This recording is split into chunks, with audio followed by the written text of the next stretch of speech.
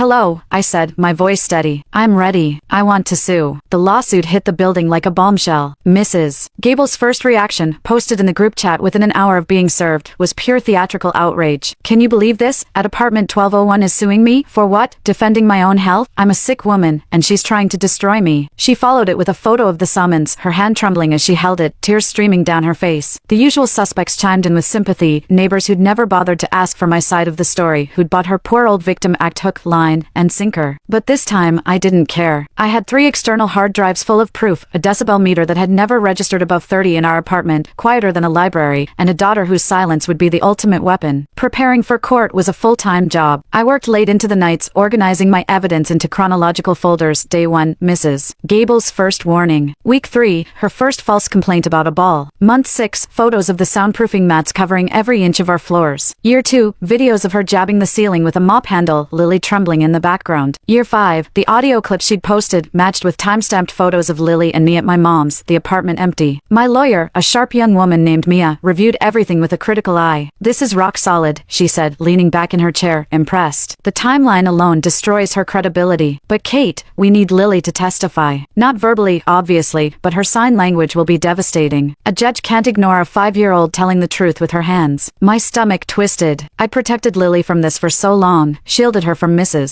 Gable's cruelty, from the whispers of neighbors, from the harsh reality that some people are just cruel. Putting her on the stand felt like exposing her to the very thing I'd fought to keep away. But Mia was right. Lily's silence was our strongest evidence. I sat down with Lily that night, using the gentle sign language we'd taught her since she was a baby. Sweetheart, next week we're going to a special room. There will be a judge. She's like a superhero who makes sure people tell the truth. She might ask you some questions. Can you answer her with your hands, like we practice? Lily nodded, her amber eyes wide but trusting. Will you be there? She signed. Always, I signed back, pulling her into my lap. Mama will never leave your side. The day of the hearing arrived, and my hands shook as I dressed Lily in a tiny blue dress, her hair tied back with a bow. Mark met us at the courthouse, his face grim but supportive. You've got this, he whispered, squeezing my hand. We all do. Mrs. Gable arrived alone, her husband nowhere to be seen. She was dressed in black, a black veil covering her face, as if she were attending a funeral. The act made my blood boil. She wanted everyone to see her as the grieving widow, the poor, fragile victim. But I knew better. I knew the woman beneath the veil, the one who'd tormented my daughter for 5 years, who'd lied and manipulated to get attention. The courtroom was small, the air thick with tension. Mia led me through my testimony first, walking the judge through the 5 years of harassment. I showed the soundproofing receipts, the decibel readings, the hundreds of screenshots from the group chat. I played the recordings of Mrs. Gable pounding on the ceiling, the audio clips she'd faked. Your Honor, I said, my voice steady despite the lump in my throat, I didn't sue to get revenge. I sued to protect my daughter.